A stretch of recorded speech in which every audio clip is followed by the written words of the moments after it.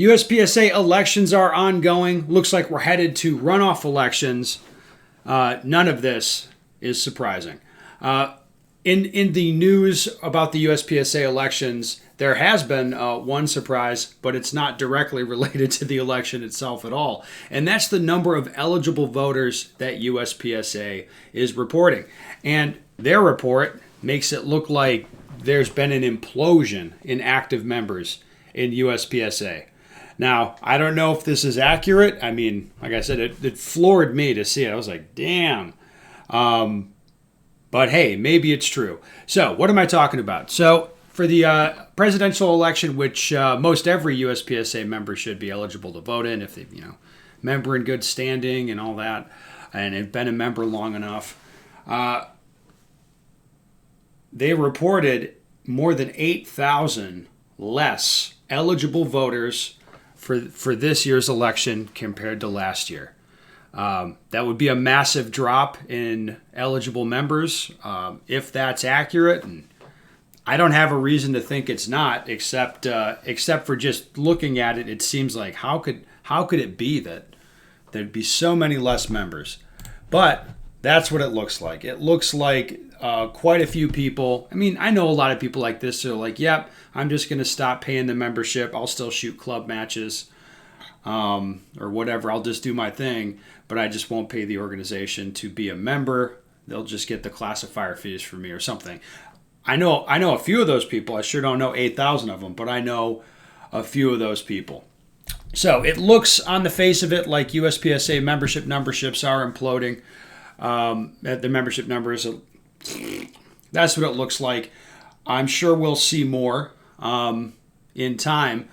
But like I said, the number to me is stunning. To tell you how stunning it is, last year in the presidential election, about 7,000 USPSA members cast a vote for the USPSA president, which is a pretty small percentage, really like 22% of the eligible members voted, which is low. But, unsurprisingly, most people don't really care about these issues. They're like, yep, I'm here to shoot. I'm a member for the magazine. I'm not paying much attention. I just don't care about that. Not super surprising. Think about your gun club. What percentage of people actually show up to monthly or quarterly or whatever? How many people even go to your meetings for your gun club? This is really no different. Most people don't care about this stuff. But anyway, last year, 7,000 people voted in the presidential election. This year, 6,000 people voted in the presidential election. That's a lot less. But we're seeing more than 8,000 less eligible members. And it makes it look like on net 8,000 people left the organization, which would be that would be the winning vote, it would appear. That got the most interest. They got more interest than any of the candidates. So I guess we will learn more about that as time goes on, because this stuff, the leadership's not going to want to talk about it, but eventually through financial information, eventually they have to disclose some stuff. We'll find out more. I have no doubt. So results-wise, and like I said, there's really no surprises here. The presidential election, like I said it was going to be a shit show. It was a shit show. We had 4 candidates get 10% or more: Ray Hurst, Todd Jarrett, Luigi Lee, Yeeman Lin. Yeeman up front, and a pretty close field. Luigi Lee edged out Todd Jarrett by like 50 votes. That's going to go to a runoff between Yeeman and Luigi. It's going to reshuffle the deck as far as votes. I'm not really sure how that's going to play out. Probably Yeeman has the advantage. He's got a lot of name recognition and whatnot. Luigi's the guy I'd vote for because he just seems a lot more effective to me. But Yeeman being president would be, I would say, neutral. Yeeman's not going to drive change in a positive direction. I mean, I've made my views on him pretty clear. He's not going to drive change, but he'll hitch his wagon to, a good idea if one comes along. If a well-packaged bad idea comes along, he'll hitch his wagon to that one too. But he'll probably vote the right way when he has to. Area 8, Vincent came on and interviewed him for the channel. Surprisingly to me, it was 60-40 in favor of his opponent for Area 8. Vincent was swimming upstream the whole time, and his opponent is popular and essentially did not run a campaign.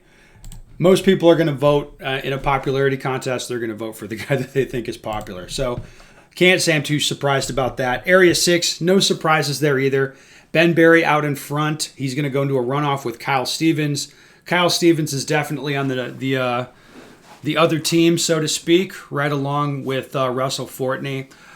But Ben will have a big advantage in the runoff election for Area 6. Matt Hopkins came third in the Area 6 election. Most people who supported Matt, who essentially didn't run a campaign but put his name in, most people who supported Matt are probably going to flip to Ben. So Ben should win Area 6 pretty handily.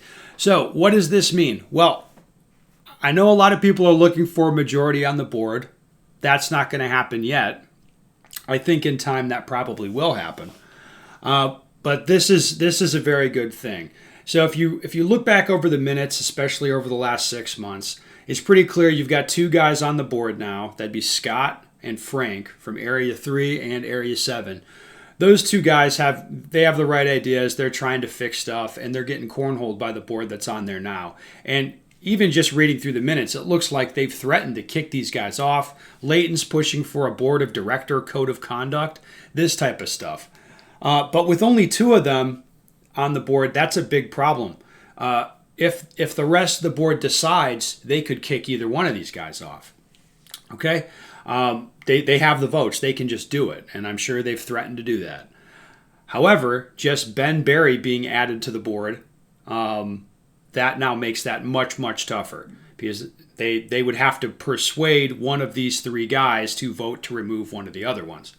So that's going to give them a lot more rope, so they can start pushing some financial issues or start pushing for some reforms.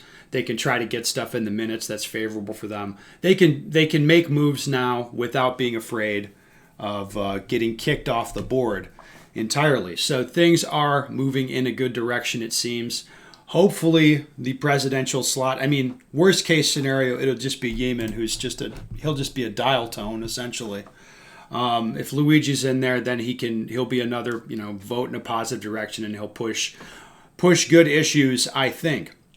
So yeah, it's interesting, and like I said, the shock to me was just like they're reporting 8,000 less eligible voters. That is wild. If that turns out to be accurate, that would be real bad for them, real bad. The shooting industry at large is a little bit slow right now in some departments, but as far as for me and like my crew, like everything, like training groups at an all-time high, training businesses at an all-time high, pro shops growing every year, like everything that I'm involved in is growing. So I don't know what's going on with these guys. If they really did have that many members choose not to renew, that's a big problem for USPSA, and it's a totally self-inflicted wound. Whereas anything they've done to me has actually proven to be helpful. It's really fun to watch. Anyway, I'll be watching this. I know you guys are paying attention to it. We'll find out more, and I will report it to you.